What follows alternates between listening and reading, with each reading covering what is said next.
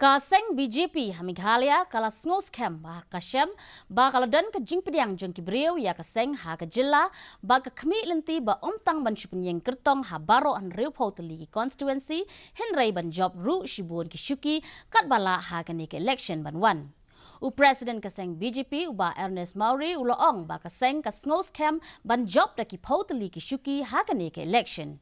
Ula pentip ru batang marsyupin mena ke election commission Jong ke India ya ka tarik ban penlong ya ka election ka Seng kan sapha ya ka thop ba khaddu Jong ki kertong syakin nong ya lam ka Seng kemi ban yo ya ka jingmenjur bat hadin kan ne on sapin pendapat ya ki kertong. All the application received from different mandal, 2 district and 2 district, then we will send all together to Delhi for declaration of the candidate name. We'll contest all the 60 seats. But now, 45 seats and above, we have the candidate. Strong candidate, winnability.